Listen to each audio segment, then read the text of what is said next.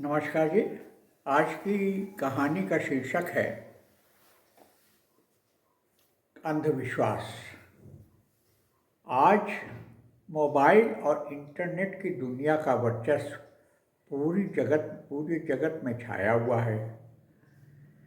अब पहले की दुनिया की वस्तुएं जैसे टेलीग्राफ, रेडियो, गैस पत्ती का वजूद खत्म हो चुका है, लुप्त प्राय हो गया है।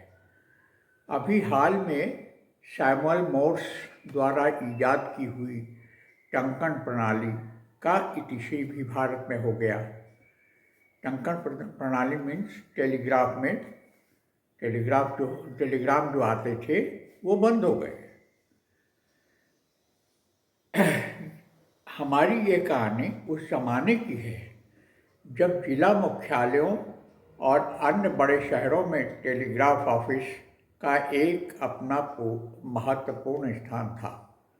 हर डिस्ट्रिक्ट में एक टेलीग्राफ ऑफिस होता था जहाँ से तार भेजे जाते थे, और तार ही एक ऐसी चीज़ थी। आज तो मोबाइल में आप वो भेज सकते हो, क्या बोलते हैं, तुरंत मोबाइल में आप मैसेज भेज सकते हो, व्हाट्सएप में तुरंत आप कॉल करके देख सकते हो। लेकिन उस ज़माने में टेलीग्राम से ही मैसेज भेजे जाते थे, और टेलीग्राम के लिए तो कहानी हम आगे बढ़ते हैं। बड़े शहरों में टेलीग्राफ ऑफिस का एक अपना महत्वपूर्ण स्थान था। विभिन्न सरकारी और गैर सरकारी कार्यालयों और विभिन्न विभागों में के संदेश एक स्थान से दूसरे स्थान का त्वरित प्रेषण हेतु, या किसी के मरने की खबर या बधाई के संदेश, टेलीग्राफिक मनी ऑर्डर इत्यादि का प्रेषण टेलीग्राफ द्वारा होता था। अतः टेलीग्राफ कार्यालय काफ़ी व्यस्त रहता था। 24 घंटे 3 शिफ्टों में काम होता था तब उस ज़माने में। अपने श्री रामलाल शर्मा जी श्यामपुर के जिला टेलीग्राफ ऑफिस में कार्यरत थे। रामलाल शर्मा जी बेहद कर्तव्यनिष्ठ, ईमानदार, सीधे साधे व्यक्तित्व के धनी इंसान थे। छल कपट से कोसों दूर, यहाँ तक कि छल कपट की बू से वे बहुत दूर थे। एक बार की बात है कि एक व्यक्ति टेलीग्राफ ऑफिस में तार भेजने आया था। तार का मतलब वो टेलीग्राम भेजने के लिए आया था। कुछ लोग उस व्यक्ति को अपना हाथ दिखाकर अपना भविष्य जान रहे थे कि मेरा भविष्य क्या है। यह देखकर शर्मा जी भी उत्सुकतावश अपना हाथ उन महाशय को दिखाया। आगंतुक महाशय ने थोड़ा रुकने को कहा, और सब लोगों के जाने के बाद उन्होंने शर्मा जी से कहा, आपके ऊपर बहुत बड़ी विपत्ति आने वाली है। अगले महीने की 16-17 तारीख की रात को 12 बजे सर्पदंश से आपकी मृत्यु लिखी है। यह सुनकर शर्मा जी किन कर्तव्य विमूढ़ हो गए, बिल्कुल सुन्न हो गए। फिर संयमित होकर जब उन्होंने सुना कि 12 बजे रात को अगले महीने की 16-17 की रात्रि को 12 बजे सर्पदंश से आपकी मृत्यु लिखी है, ये सुनकर शर्मा जी किन कर्तव्य विमूढ़ हो गए। फिर संयमित होकर उन्होंने उनसे इसका निराकरण का उपाय पूछा।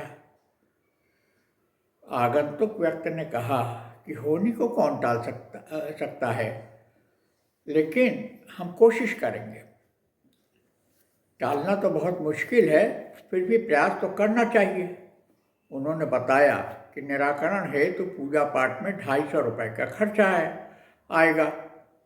सस्ती का जमाना था।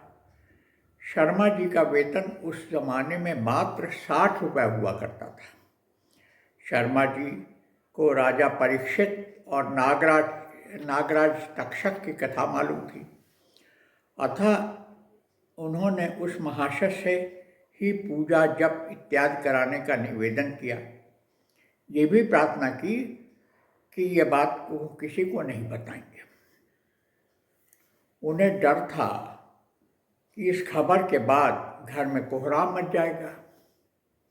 श्री रामलाल शर्मा जी चिंतित रहने लगे, परंतु उनकी चिंता का कारण किसी को भी उन्होंने नहीं बताया। पूजा के खर्चे के रुपए की व्यवस्था करके पंडित जी को दे भी आए। रोजमर्रा के जीवन में रामलाल शर्मा दिन की ड्यूटी करते थे। ज़्यादातर वो दिन की ही ड्यूटी करते थे, क्योंकि उन्हें अपने बच्चों को शाम को पढ़ाना होता था। सायंकाल अथवा रात की पारी श्री शर्मा जी को इसलिए नागवार प्रतीत होती थी, परंतु इस बार उन्होंने बड़े बाबू से आग्रह करके 11 तारीख से चलने वाली 10 दिन की रात्रकालीन पारी अपने नाम से करवाई कि रात की शिफ्ट आप मेरे नाम कर दीजिए। 11 तारीख से उन्हें विश्वास था कि सर्पदंश से सांप काटने से जो उनकी मृत्यु होगी, तो विभाग से मिलने वाली खासी रकम और एक नौकरी उनके परिवार को मिल जाएगी। ये बात उन्होंने स्वयं मुझे बताई थी, तथा अच्छा मित्र होने के नाते घटना घटित होने पर उनके परिवार सरकारी मदद के लिए आवश्यक दौड़ धूप और कागजी कार्रवाई में सहायता करने का आश्वासन भी मुझसे ले लिया था। मेरे अलावा किसी अन्य व्यक्ति को इस बात की खबर नहीं होने दी। इसलिए उन्होंने लोगों से कहा कि बड़े बाबू की कुछ उन्होंने कहा कि बड़े बच्चे की कुछ पढ़ने की सामग्री खरीदी जानी है, अतः रात कालिक पारी में काम करना चाहते हैं ताकि उन्हें कुछ अतिरिक्त भत्ता मिल जाए। रात में काम करने से थोड़ा बढ़ा के तनख्वाह मिलती, मतलब पैसा मिलता था। तो अतः लोगों को कोई शंका या हैरानी भी नहीं हुई। रात कालिक ड्यूटी के 5 दिन तो ठीक ठाक निकल गए। शर्मा जी शंकित रहते पंडित जी के गणना में कोई नगण्य त्रुटि न हुई हो, अतः उन्होंने सावधान रहना आवश्यक समझा। उन दिनों वे अपनी सीट पर शीघ्र बैठ जाते और जल्दी उठते नहीं थे।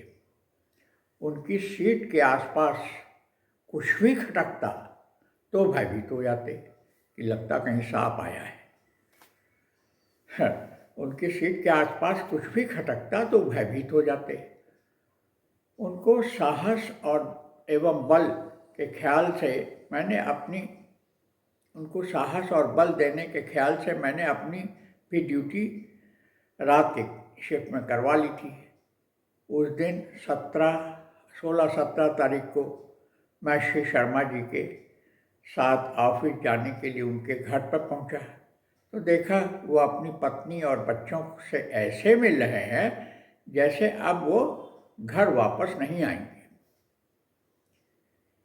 उनके इस व्यवहार से घर के सब लोग हैरान परेशान थे, परंतु शर्मा जी अपने परिवार वालों को साथ में ये भी आश्वस्त कर रहे थे कि कहीं कोई असाधारण बात नहीं है। फिर मैं तो उनके साथ ही हूँ। रात्रकालिक पारी 10 बजे से प्रारंभ होती थी। रात की जो ड्यूटी थी, नाइट शिफ्ट जो थी, रात के 10 बजे शुरू होती थी।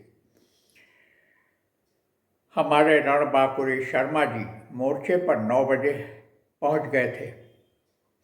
उन्होंने सीट के आसपास की जगह का निरीक्षण किया और अपनी मेज पर चढ़कर बैठ गए। मेज के ऊपर चढ़ कर के बैठ गए। वे जमकर पलथी मारकर बैठ गए और काम करने लगे। रात का समय था, बड़े साहब इत्यादि जा चुके थे। अन्य विभागीय कर्मचारियों को स्थिति को हास्यास्पद बनाने की कोशिश की तो मेरे अन्य कर्मचारियों ने स्थिति के वाह वाह क्या वो देखे टेबल पर बैठे हुए हैं, इस तरह से जब अन्य कर्मचारियों ने बात की, अन्य विभागीय कर्मचारियों ने स्थिति को हास्यास्पद बनाने की कोशिश की तो मेरे इशारे पर चुप हो गए। शर्मा जी ने भी अपने बचाव में पलथी मार करके बैठने को पूर्णतः भारतीय शैली बताया और काम करने में जुट गए। मैं जानता था कि सांप काटने के भय का सर्पदंश का भय ही इस शैली को अपनाने का कारण है कि उनका भय है कि सांप काट लेगा। नीचे अगर पैर उतरे या नीचे खड़े हुए बैठे तो सांप काट सकता है, इसलिए वो पलथी मार के टेबल पे बैठे थे। रात का समय था, इक्के दुक्के व्यक्ति ही तार करने आ रहे थे, टेलीग्राम करने।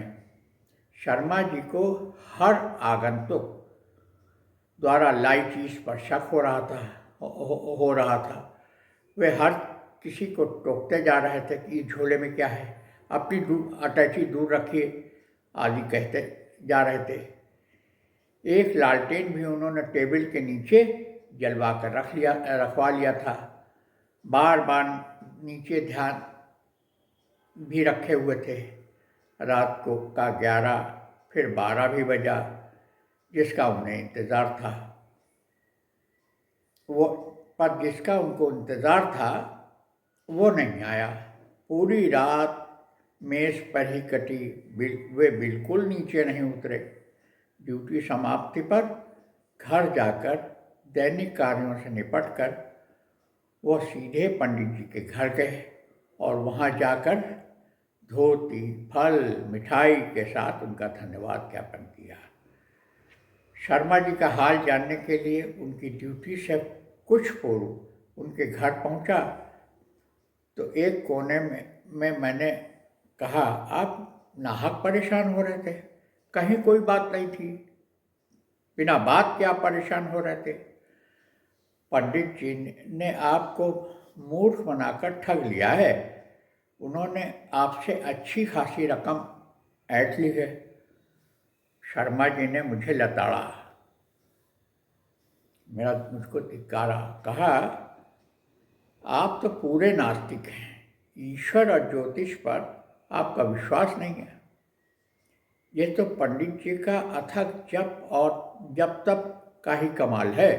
उन्होंने जो इतना जप तप उन्होंने जो पूजा हमारी की, इतना जप तप उन्होंने किया, उसी का कमाल है ये कि सांप मुझसे कोसों दूर रहा और उसकी काली परछाई भी मुझ पर नहीं आई। उन्हीं के प्रताप से मैं जिंदा हूँ। मैं दंग था शर्मा जी के इस अंधविश्वास पर। फिर शर्मा जी ने मुझसे किनारा कर लिया और आज भी वे स्वस्थ हैं। धन्यवाद।